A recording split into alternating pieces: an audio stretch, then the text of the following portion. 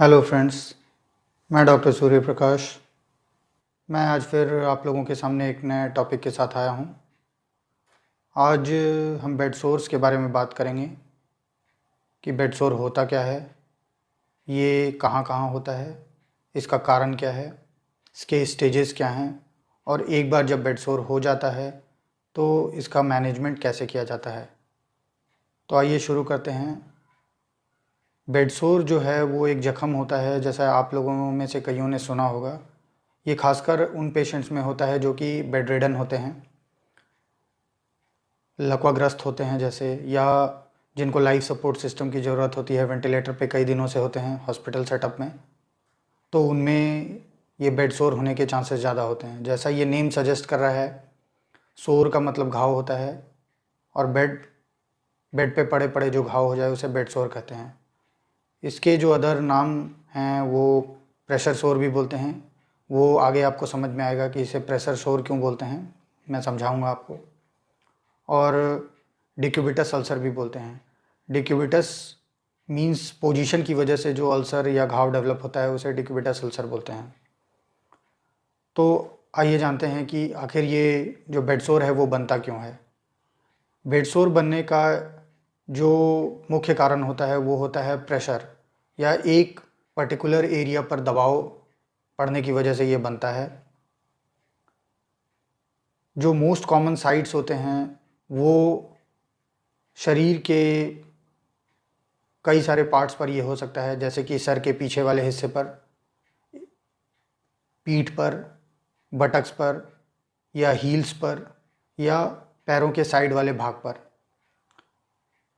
ये एक डायग्राम मैं अपने वीडियो में डालूंगा जिससे आपको और ये बेटर समझ में आएगा कि प्रेशर पॉइंट्स जहाँ जहाँ होते हैं उनमें इसके बनने की संभावना ज़्यादा होती है।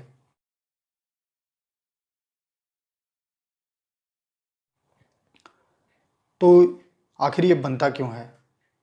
अगर कोई पेशेंट जैसे लकवाग्रस्त हो या वेंटिलेटर वगैरह पे, लाइफ सपोर्ट सिस्टम पे हो और काफ़ी दिनों से एक ही पोजीशन में वो पड़ा हुआ हो, तो उसके कारण होता क्या है कि जो पर्टिकुलर एक पॉइंट होता है जिस पोजीशन में वो लेटा हुआ है या पड़ा हुआ है, तो उस पर वो बेड और जो बोनी हिस्सा होता है शरीर के अंदर का, उसके बीच में वो स्किन कंटिन्यूसली कंप्रेस होता है, जिसके कारण वहाँ पे जो ब्लड सप्लाई होती है स्किन की और वहाँ के अंदरूनी मसल्स की, वो बिल्कुल ही कम हो जाती है।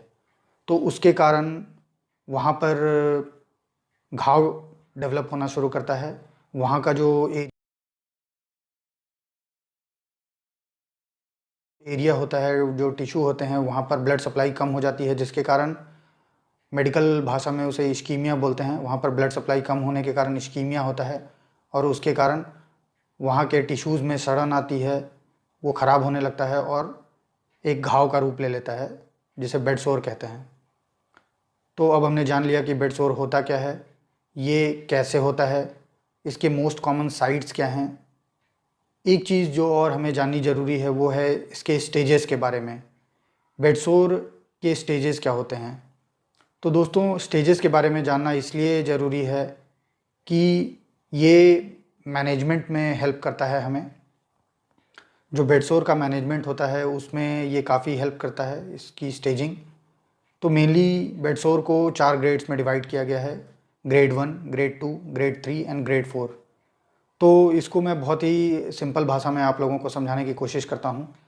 जो स्टेज 1 का बेड सोर होता है, वहाँ पर जो इन्वॉल्व एरिया है या जो अफेक्टेड एरिया है, वहाँ के स्किन के ऊपर एक लाली आ जाती है या रेडनेस आ जाता है।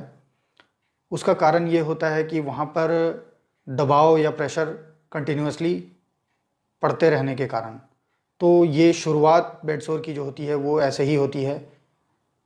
तो कई सारे पेशेंट्स जो मुझे एक सवाल करते हैं वो ऐसा है कि जो रेडनेस है उसको हम कैसे डिफरेंशिएट करेंगे कि क्या ये इन्फेक्शन या इन्फ्लेमेशन की वजह से है या ये बेड सोर का शुरुआती लक्षण है।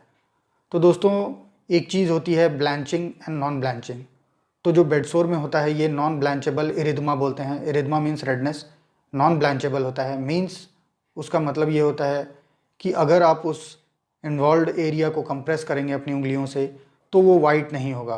इवन आफ्टर गिविंग द, जैसे आप ये एरिया है इसको अगर मैं कंप्रेस करता हूँ तो वो जो लाली वाला पार्ट है उसको अगर मैं कंप्रेस करता हूँ तो इन्फेक्शन में या इन्फ्लेमेशन में ये दबाने पर एरिया फिर से वाइट होता है और आप छोड़ेंगे तो दोबारा वो लाल होगा। इसे ब्लैंचिंग बोलते हैं। बट बेडसोर के केसेस में वो नॉन ब्लैंचेबल होता है। मींस वो जो रेडेंड एरिया है अगर आप उसको ऐसे कंप्रेस करते हैं अपने फिंगर्स से तो उसको छोड़ने के बाद या दबाने के बाद भी वो एरिया वाइट नहीं होगा। तो ये एक कैरेक्टरिस्टिक फीचर होता है बेडसोर का। तो स्टेज 1 होता है।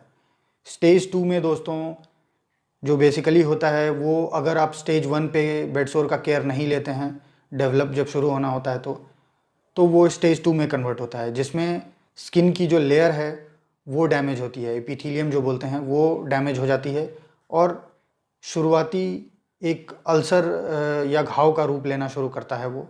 तो स्टेज 2 ये होता है। अब स्टेज 3 की बात करें तो उसमें अगर तब भी आपने इस बेडसोर का केयर नहीं लिया तो ये और डीप होता जाता है और उसमें जख्म जो है और गहरा होते जाता है और उसमें कई बार ये अंदर के जो फैट होते हैं, डीपर टिश्यूज़ होते हैं, वो भी एक्सपोज हो जाते हैं इसमें और इसमें इन्फेक्शन के चांसेस होने की संभावना जो बोलिए वो ज़्यादा होती है। अब लास्ट ग्रेडिंग जो होता है ग्रेड 4, ये इवन ग्रेड 3 होने के बाद भी अगर जैसे पेशेंट नेग्लेक्टेड है या उस चीज़ पर नज़र नहीं गई हमारी तो ये ग्रेड 3 का बेडसोर जो होता है वो ग्रेड 4 में कन्वर्ट हो सकता है। जिसका जो लक्षण है मेनली वो ये ग्रेड 4 का जो बेडसोर होता है वो इतना डीप हो सकता है कि इवन आपको बोन जो है, अंदर का बोन जो है वो भी दिखाई कई बार देने लगता है। और इसमें जो इन्फेक्शन की सेकेंडरी इन्फेक्शन बोलते हैं जो, उसकी संभावना बहुत बढ़ जाती है। और जनरली एक मिसकंसेप्शन जो मैंने देखा है कि क्या ये बेडसोर सिर्फ ओल्ड एजेड्स में होता है, ओल्ड एजेड पर्सन्स में होता है, तो ऐसा नहीं है दोस्तों। ये बेडसोर जो है किसी भी एज में हो सकता है। अभी रिसेंटली मैं कुछ दिनों पहले एक पेशेंट देख रहा था जिसकी उम्र अराउंड 25 ईयर्स होगी। उसकी हिस्ट्री ऐसी थी कि कहीं छत से वो गिर गया था और ही वॉज हैविंग पैरालिसिस, तो बेड रिडन था काफ़ी दिनों से। तो उसके जो बटक एरिया पर है वो ग्रेड 4 का बेडसोर डेवलप हो गया था। तो ये बात एक ध्यान रखिएगा कि एज से इसका कोई रिलेशन नहीं है। जो मेन कारण होता है वो लॉन्ग टर्म अगर पेशेंट बेड पर लेटा हुआ रहता है तो उसमें संभावना बढ़ जाती है बेडसोर डेवलप होने की। अब हम बात करेंगे इसके मैनेजमेंट की। तो ग्रेड 1 और ग्रेड 2 जो होता है वो कई बार हम खुद से घर पे भी मैनेज कर सकते हैं, आप लोग कर सकते हैं।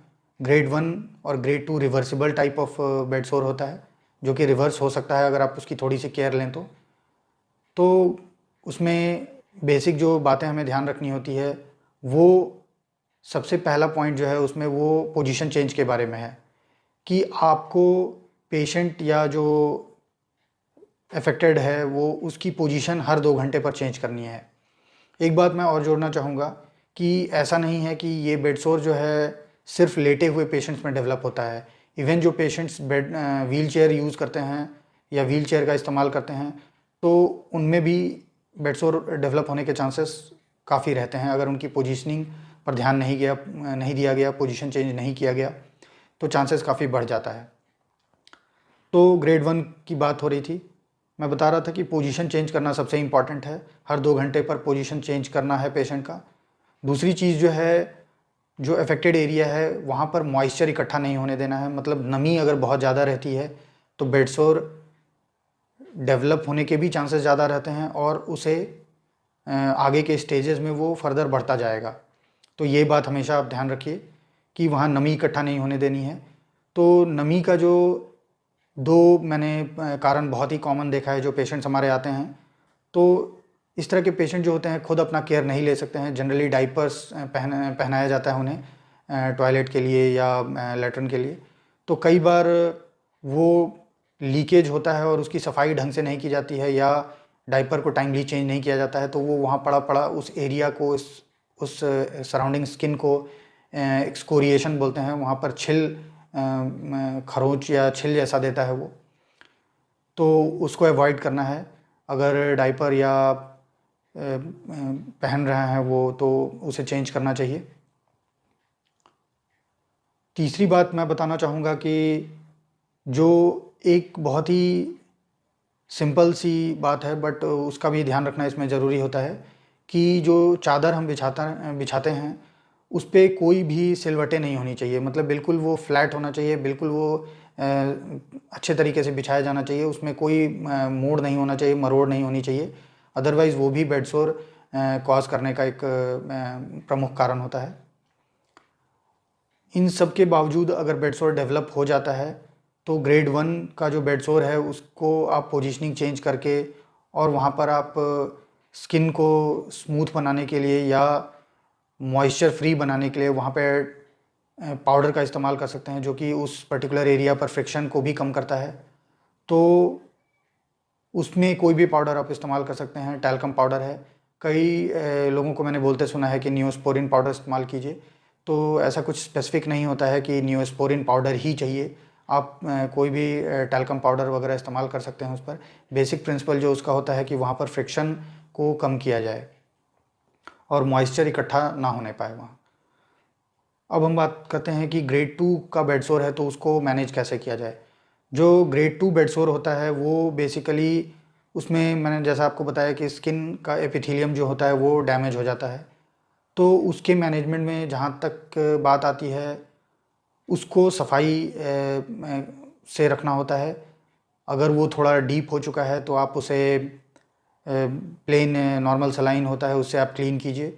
और यही बेसिक बातें ध्यान दीजिए। पोजीशन चेंज करना है, उस एरिया पर मॉइस्चर इकट्ठा नहीं होने देना है। अगर वो डायपर पहनते हैं जो पेशेंट हैं तो डायपर को टाइमली चेंज कीजिए।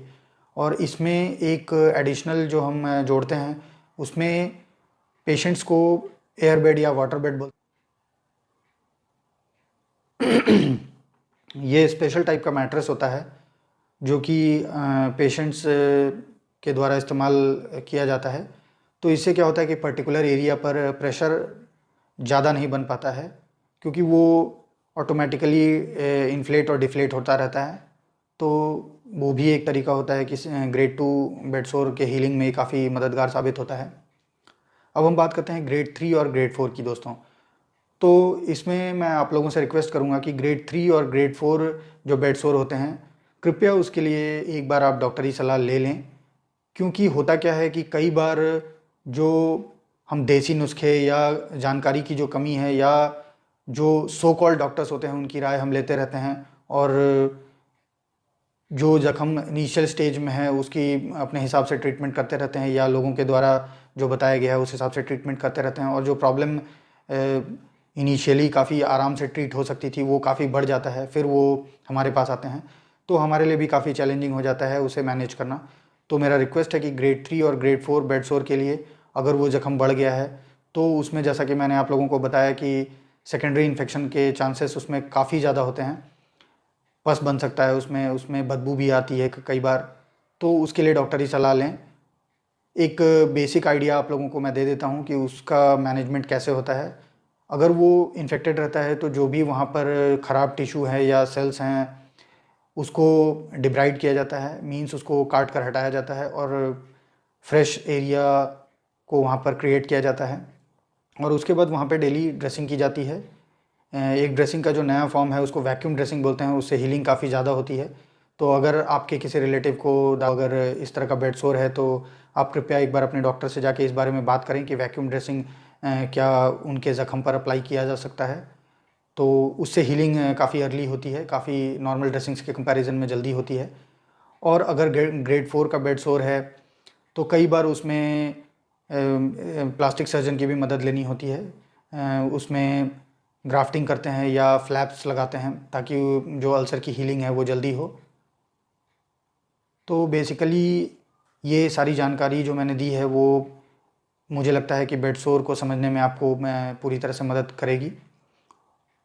एक आपसे रिक्वेस्ट है आप लोगों से कि जहाँ पर भी मैं अपने हर एक वीडियो में ये बात मेंशन करता हूँ कि जहाँ पर भी आपको लगे तो उसमें डॉक्टरी सलाह ज़रूर लें, उसमें संकोच ना करें। क्योंकि स्टिच इन टाइम सेव्स 9। अगर आप एक टाँका सही समय पर ले लेते हैं तो आपको शायद आने वाले समय में अगले 9 टाँकों की ज़रूरत नहीं पड़ेगी, 9 स्टिचेस की ज़रूरत नहीं पड़ेगी। तो ऐसा मेरा मानना है। अगर ये वीडियो आप लोगों को अच्छी लगी हो तो कृपया इसे लाइक करें, शेयर करें और सब्सक्राइब करें। Thank you.